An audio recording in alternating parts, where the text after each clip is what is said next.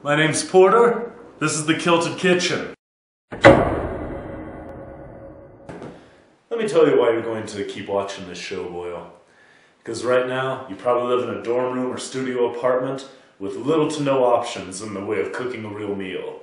You got no stovetop, you got no oven, you still got cable with Food Network for some reason. Just 24 hours of baking and roasting of meats, exotic, and the braising of the vegetables and the flaky pastries. The creme fraiche. Alright, so for this first episode, we're going to be doing that classic cornerstone of drunken stoner cuisine, the grilled cheese. But these aren't going to be just any grilled cheeses. We're going to do a bacon, apple, and brie grilled cheese. We're going to do a jalapeno popper grilled cheese. We're also going to do a pear, Munster, and pancetta grilled cheese. And it's going to be tasty. Oh yeah, we're also not going to use a stovetop. Instead, we're going to use a rice cooker and clothes iron. Right. Hopefully I don't burn the house down. We're going to start by cooking off our bacon with a metal cookie sheet and a clothes iron. And remember, when cooking cured pork products, always set your iron all the way up to cotton. Also make sure you use a plate or wooden cutting board to absorb the heat from the iron so it doesn't scorch your countertop. Then you're going to want to lay out your bacon in a generally iron-shaped formation. Oh, you hear that sizzle boil? Oh, that means there's some magic happening on that counter right there. Oh, aye. No, when you think about it, a clothes iron? That's a proper bacon cooking machine right there. I mean, you get flat, crispy, perfect strips of charred pig in a matter of moments with no grease splatter. It's beautiful. But I digress, because now we're on to the apple.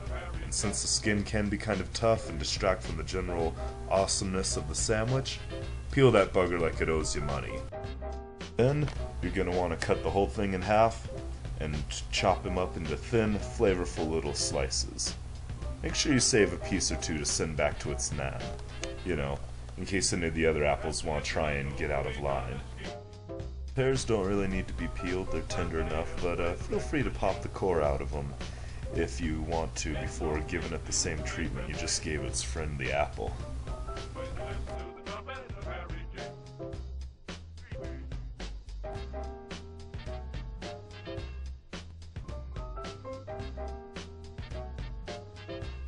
Now, true, we could be using some standard store-bought bread, nothing wrong with that. But we're trying to make some turnaround and slap your non-grilled cheese. For that, you gotta have a French loaf or a baguette at least, something crusty on the outside and fluffy and soft on the inside. Why do they make these cans so small? Right, so we've got our sliced apple, we got our brie, we got our bacon, all set to pile on top of some crusty French loaf. But in all the hubbub and drinking, we may have sorta, kinda, maybe forgot the butter. But fear not. Instead, for our cooking fat, we're going to be using mayonnaise. You got it.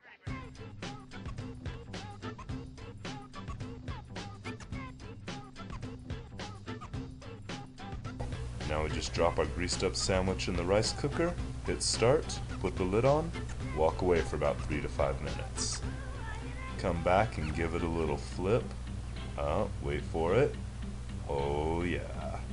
Look at that crispy tastiness.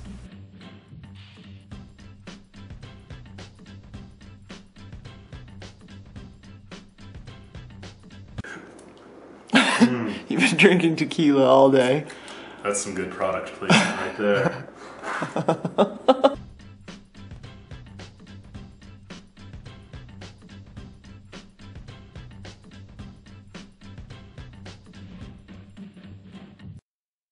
And now gaze upon me, O unclogged arteries of the internet, and know the harbinger of thy downfall, whose name be grilled cheese. Gaze upon me and know the crispy, gooey shape of thy doom and despair. What, too much? Oh my god. Right, onto the pancetta, Munster, and pear grilled cheese. Wait, do I really need to be narrating all this? I mean, we can kind of see what's going on. Shut up, subtitle guy. Nobody cares what you think. Right. Well, I will say that, as unorthodox as it may seem, a rice cooker is almost a perfect sandwich grilling device, really, because you've got that radiated heat coming from the sides, and the lid holding in the heat on the top, so you're basically baking your sandwich while you're frying it at the same time. Look at how tasty you look. Oh, you're gonna be in my belly soon. Now don't forget to reach into the pan and burn the ever-loving bejesus out of yourself while trying to flip the sandwich. It's an important step most people skip.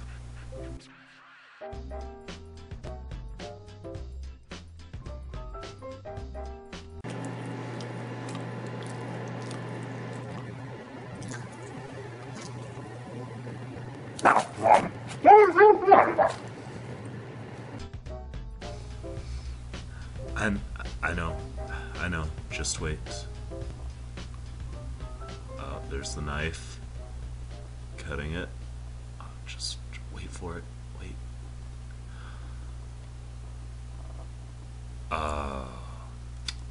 Yep, there it is.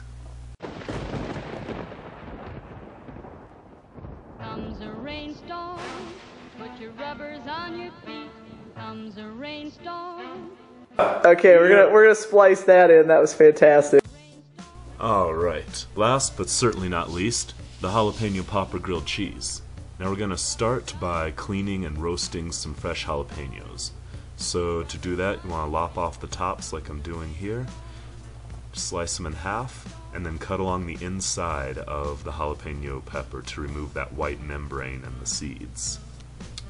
You can, if you want to skip this step, of course you can always just use some, pickled jalapenos out of a jar. They're, probably almost as good, close. Anyway, we feel like kicking things up a notch though, so we're using fresh jalapenos.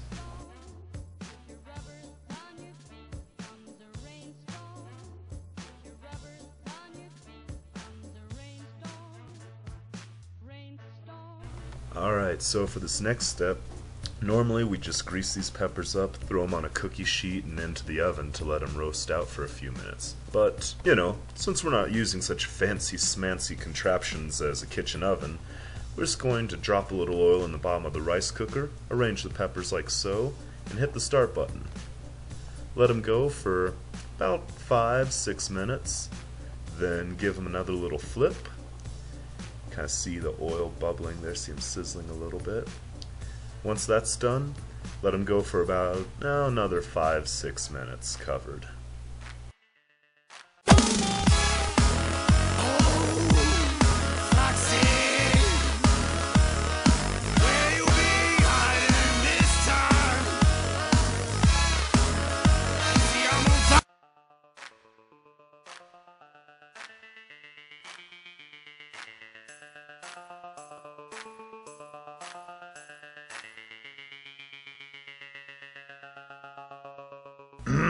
Oh aye, look at how pretty those peppers look. Alright, so slice them up into thin little strips now, and we're off to go start building our sandwich. Gonna start by spreading a little cream cheese on the bottom layer. Not too much. Add some shredded jack and cheddar cheese. Our strips of roasted jalapeno. Or pickled if you decide to go that route, whatever. We won't judge you. Much. Add a bit more cheese, some crushed corn chips. I'll add a nice crispy crunch and a little bit of saltiness. And take the top piece of bread, the underside of which has now been magically covered with cream cheese while you weren't looking. Slap that on top to glue the whole mess together.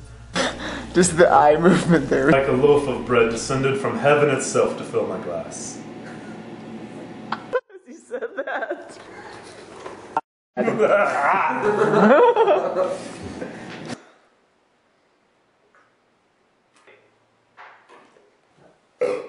Pardon me.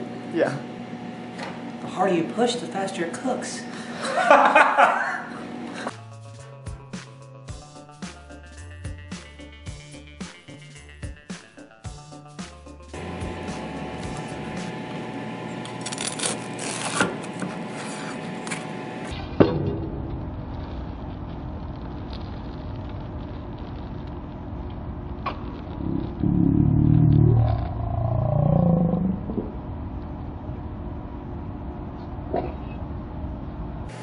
Alright, well, there you have it.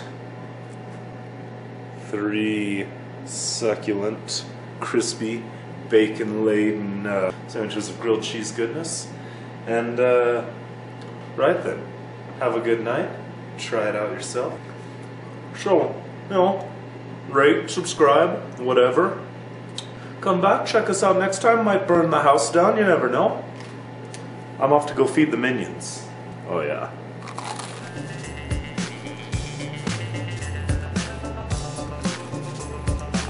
Don't you wish your sandwich was grilled like me?